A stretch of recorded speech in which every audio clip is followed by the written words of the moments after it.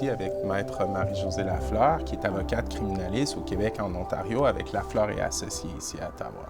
Bonjour. Donc, c'est quoi conduire avec des facultés affaiblies? Conduire avec une faculté affaiblie, c'est conduire avec... c'est un terme qui est très, très large. Oui. Pour être reconnu coupable de conduite avec les facultés affaiblies, c'est n'importe quel signe de symptômes d'ébriété que le tribunal pourrait considérer comme étant des signes affaiblis. La difficulté de parler, la difficulté de marcher, la coordination, tous ces signes-là, s'il existe, une personne pourrait être reconnue coupable de conduite avec les facultés affaiblies. Et qu'est-ce qui est important, c'est qu'on entend souvent les gens qui disent que c'est en 0.08.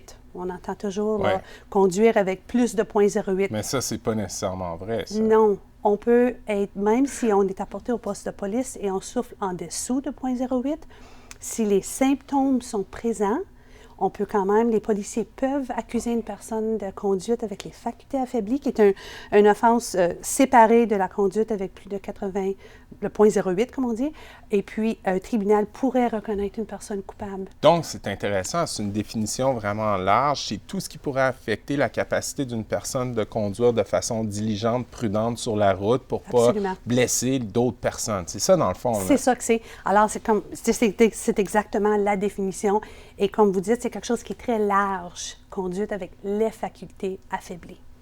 Puis maintenant, quand on parle de conduite affaiblie, est-ce que ça veut seulement dire la surconsommation d'alcool? Souvent, les gens ils pensent que c'est parce que tu as pris un coup, une bière de trop, de l'alcool de trop. Est-ce que ça veut juste dire ça? Non, pas du tout. Le code criminel a été changé et puis une des choses, les facultés affaiblies peut être par l'alcool, peut être par la drogue, peut aussi être par une drogue soit illégale ou par une drogue aussi qu'on prend, mais qu'on n'a pas fait attention aux symptômes et aux effets secondaires. Donc, des prescriptions, là, des médicaments Absolument. qui sont prescrits légalement, ça peut, la définition comprend ça aussi. Absolument. Donc, c'est vraiment la personne qui prend les médicaments a une obligation positive de faire en sorte que ses facultés ne soient pas affaiblies s'il conduit, s'il prend des médicaments. Donc, c'est très large. Mais on va revenir à la définition plus commune qui est de la conduite avec l'alcool, ce qui nous amène à l'échantillon d'haleine. Oui. Est-ce que c'est obligatoire, ça, lorsqu'une personne se fait demander un échantillon d'haleine par un policier? La réponse à ça est très simple, c'est oui.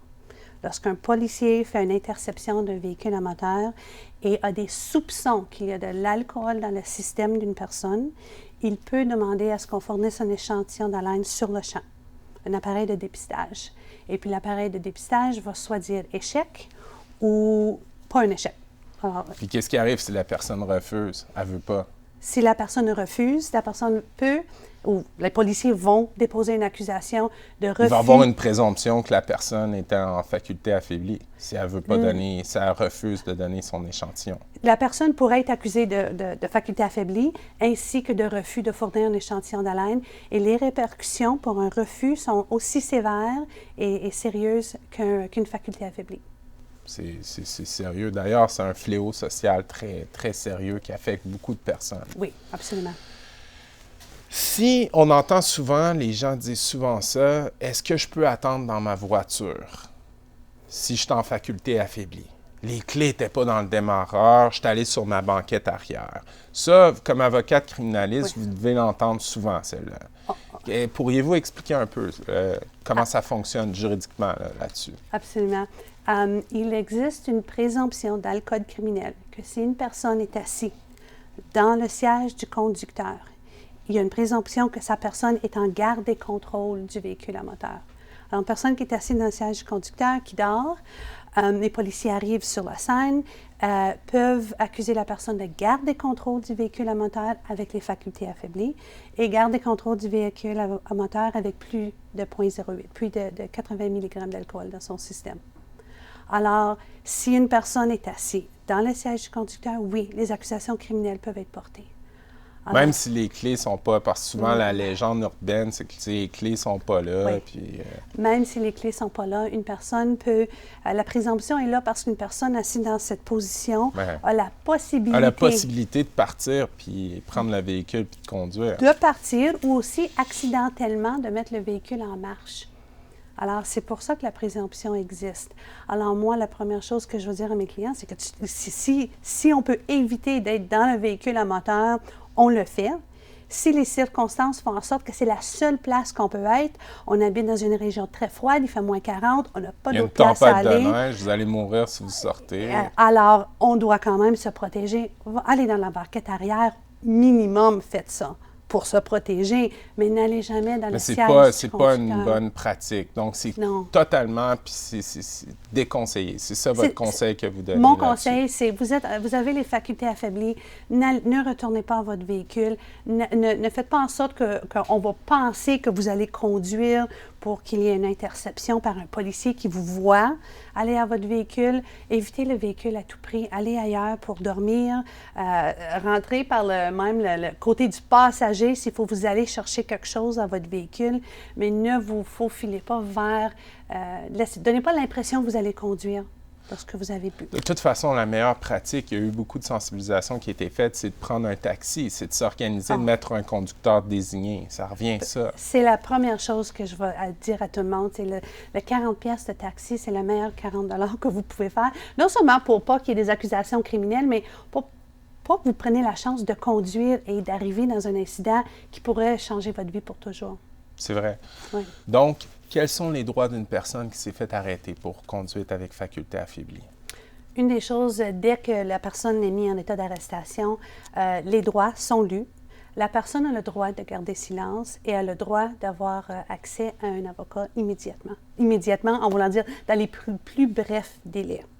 Il y a aussi un droit de pouvoir, dans certaines circonstances, d'avoir accès à un avocat sur le champ si on a un téléphone cellulaire. On peut demander cette question-là au policier. Sinon, on est apporté au poste de police. On a droit à notre avocat. Et puis, on a droit à notre avocat en privé. C'est quelque chose que la Charte sauvegarde très religieusement. Et puis, on a accès à une liste d'avocats. Lorsqu'on arrive au poste de police, si vous n'avez pas d'avocat, je crois que c'est une des questions que tout le monde pose. Tout le monde pose la question, c'est ça. C'est comment je peux trouver un avocat si jamais je suis accusé de... C'est ça. Au poste de police, tous les postes de police ont une liste de tous les avocats qui font du droit criminel. Alors, la liste vous est donnée. Sur cette liste, je sais qu'à Ottawa, il y a des avocats, énormément, la liste est très longue. Il y a des avocats francophones et anglophones. Vous pouvez aller à travers de la liste et vous choisir quelqu'un, si vous parlez français, dont le nom paraît francophone. Et puis, vous pouvez appeler, ou les policiers vont appeler plusieurs de ces avocats-là jusqu'à temps que quelqu'un est disponible pour vous parler. Et puis, vous donnez le droit de parler à l'avocat en privé. Donc, selon vous, la chose la plus importante à comprendre, c'est que c'est sérieux, là. C'est des accusations criminelles qui sont portées contre la personne, puis il faut que ce soit compris de cette façon-là. C'est très sérieux lorsqu'on se fait arrêter par les policiers. Et les gens, plusieurs personnes, lorsque je reçois un dossier, les policiers leur demandent s'ils veulent parler à un avocat, puis les gens disent « Non, je n'ai pas besoin d'avocat, je vais souffler. » Mais pourquoi? Les gens... Je ne pense pas qu'ils comprennent le sérieux de ce qui leur arrive. Et puis, le droit de garder le silence est un droit important parce qu'on n'est pas dans une position, là, en ce moment, de vraiment bien réfléchir parfois à qu'est-ce qu'on dit. Alors, c'est nous, en tant qu'avocats, on va préserver le droit de garder le silence. S'il faut parler, on va le faire dans un moment opportun, mais sur le champ, là, le droit de garder le silence en est un qui est très important. Il faut s'identifier, mais il ne faut pas tout raconter l'histoire, là, parce qu'on peut parfois se mettre dans plus de pétrin si on commence à tout dire, là. Et puis, tout ce que vous dites va être utilisé contre vous lorsque va venir le temps du procès. OK.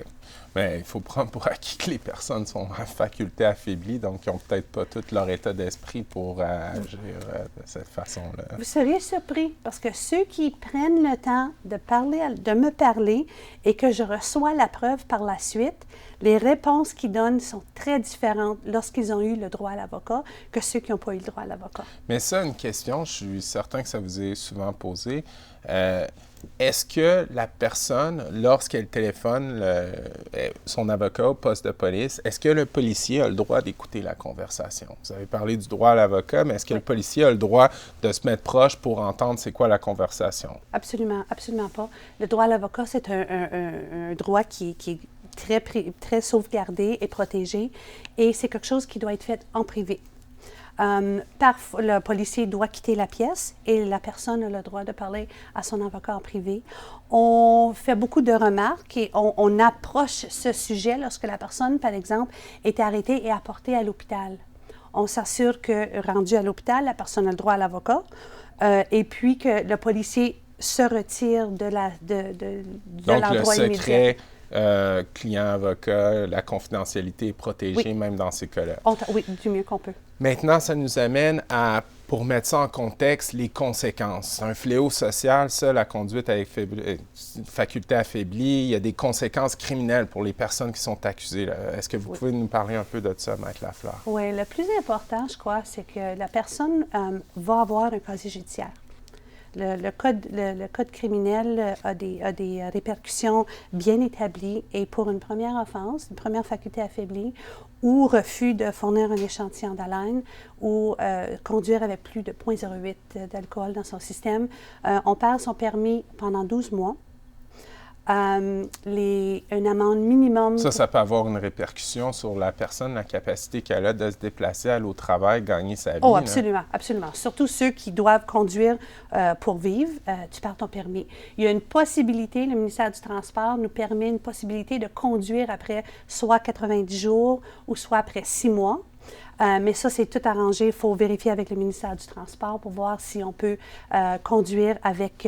on voit toute cette machine où on doit faire installer dans la voiture et souffler.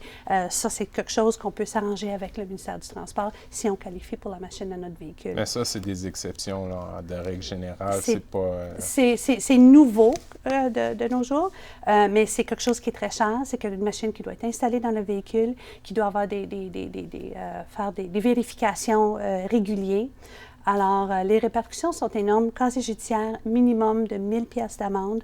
Il faut faire un cours de réadaptation, et ça, les gens ne le savent pas toujours. C'est qu'il ne faut pas penser qu'on... Reprendre les examens de conduite ou quelque chose comme ça? Un certain cours de réadaptation par rapport à l'alcool au volant que le ministère exige. Alors, si on pense que le 12 mois va passer puis qu'on n'a pas fait le cours, on ne va pas avoir notre permis.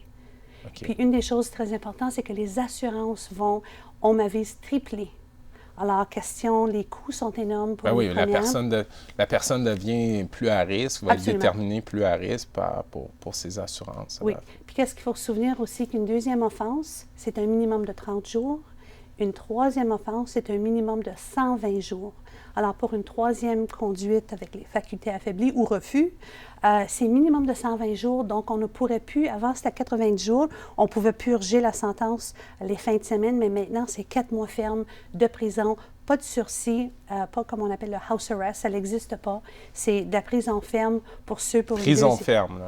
Prison pour une deuxième et une troisième offense. Pour la deuxième et la troisième offense, Absolument. Comme ceux qui sont répétitifs, là, oui. qui ont des... Puis, de votre expérience générale, Maître Lafleur, vous avez beaucoup d'expérience comme avocate criminaliste. Comment vous voyez ça? Comment les tribunaux, les juges, c'est quoi leur tendance vis-à-vis des personnes qui sont accusées de conduite avec faculté affaiblie? Tendance de quelle façon? Comment ça se déroule devant les cours, normalement, au niveau... Est-ce que c'est pris au sérieux par les tribunaux, cette question-là? Oui, c'est pris très, très, très au sérieux par les tribunaux. Maintenant, il y a beaucoup moins de défense en droit possible. Alors, il y a beaucoup de monde qui plaide coupable. Et c'est surprenant le montant de gens qu'on voit encore devant les tribunaux qui plaident coupable à une faculté affaiblie. Je ne sais pas si la sensibilisation n'a pas tout à fait envoyé son message ou les gens sont très têtus, mais ça n'a pas fait l'effet qu'on pense qu'on devrait voir parce que beaucoup de gens plaident encore coupables à des facultés affaiblies et encore, pas seulement que la génération comme de nos parents, mais la génération de jeunes de 19 ans devant un tribunal Donc, qui plaide coupable. Maître Lafleur, merci beaucoup de nous avoir amené à ça, à la conduite à faculté affaiblie, nous avoir aidé à comprendre.